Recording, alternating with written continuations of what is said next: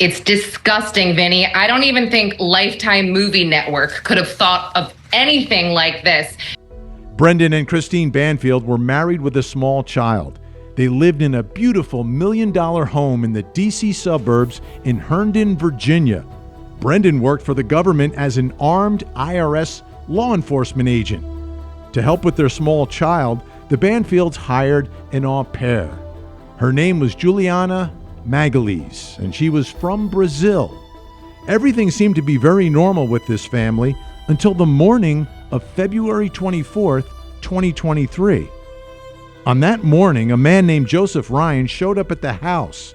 He was responding to an ad on a fetish website for a woman who was into BDSM, cutting, and knife play. The ad was placed from Christine Banfield's computer.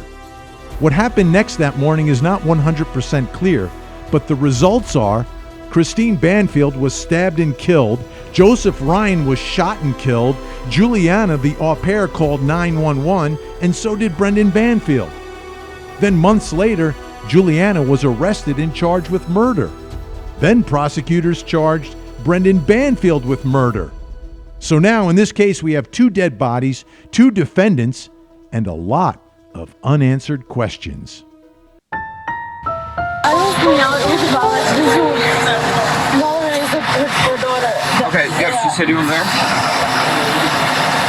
And then I forgot our lunch to bring it. And I was coming back to the house to get the lunch.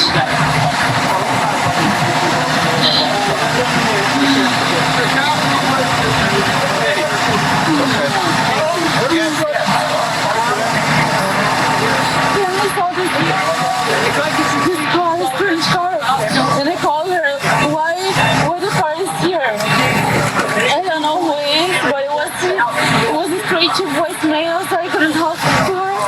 And then I called Brendan, her husband. Okay. And then he said, wait for me, I'll go there. Don't go inside with Valerie. And then he came back here. And we went inside. And then we went upstairs first, and then I went to see what's going on. And I heard the guy was, I don't know who.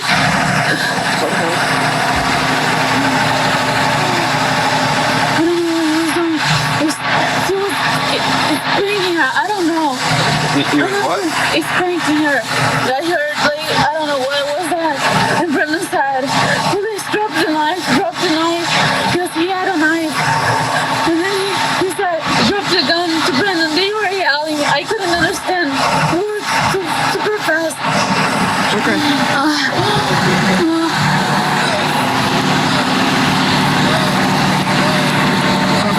You want me to see if I can try to get you some water? Yeah. This is the alleged plot, luring a man and framing him for Christine's murder. Brendan Banfield, okay, this is the husband, father, IRS agent, by the way, created a profile for his wife, Christine Banfield, on a social networking platform called FetLife and matched with Joseph Ryan, who was a stranger. Joseph began messaging the person he thought was Christine through Telegram.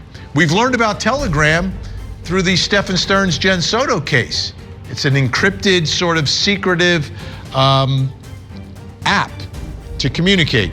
Juliana Magalhães, that's the au pair, pretended to be Christine in a voicemail message that she left for Joseph. And here's the big part. Joseph agreed to come to Christine's home for what he thought was a consensual sexual encounter. So FetLife is just a social platform that many of us in the kink communities use. It's been around for many years. We advertise training on there, classes, events, all kinds of things. But could 2 people meet up, never see each other, but then one morning you come to my house, the side door is open, come up, make sure you're bringing a knife and some zip ties? So it can happen like that. People have different fetishes. But they could have gone on any platform and designed something like that. FetLife is not usually, it wasn't built to be like a hookup site like some of the others, like OkCupid and Tinder and things like that. It's more about building community. Let me ask you, Dawn, about knife play. I think what they were talking about here is someone coming over with a knife, zip tying, using the knife to take the clothes off. Is that something that is standard? Is it like whoa, like people in the, I guess the kink world would be like, whoa, slow down there? Or is it a little more vanilla than I would think? That's a little more vanilla. I mean, cutting off clothes, that's like, ooh, yes. So that's kind of normal, actually, for what you can find in the kink world. So cutting off someone's clothes, it's exciting, it's vulnerable, and I see it all the time at dungeon parties. I mean, we have weekend conventions on this stuff with hundreds of people. And in my opinion, they targeted Joseph Ryan because he was into knife play. They wanted someone who would bring their own murder weapon that Juliana and Brendan Banfield could allegedly use.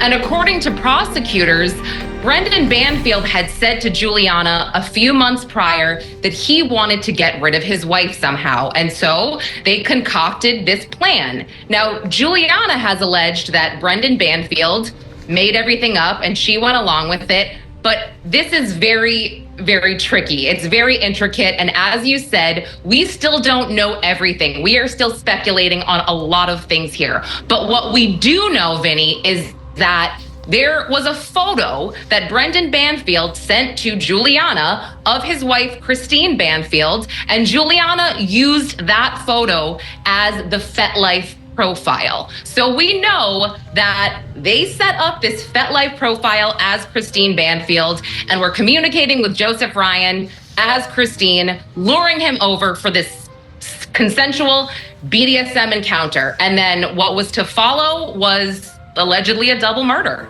He's a federal agent with knowledge of investigative techniques and technology. As elaborate as this plan was, and it was somewhat elaborate, he has to understand that they're going to reverse engineer what happened here. They're going to look into the computers. They're going to look into who was communicating with whom. So Brendan's background, although it may have helped him develop this scheme, it certainly, it lends you to speculation about what was he thinking if he should have known better.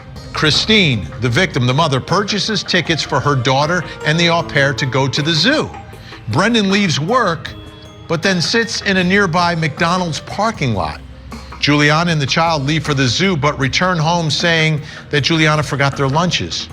Juliana sees Joseph Ryan entering the house and calls Christine and Brendan. Brendan returns home. Juliana and Brendan follow Joseph Ryan into the bedroom armed with guns. They say they find Joseph stabbing Christine. Joseph is shot to death. Juliana and Brendan tell police they thought Joseph was an intruder attacking Christine. Christine dies from the stab wounds.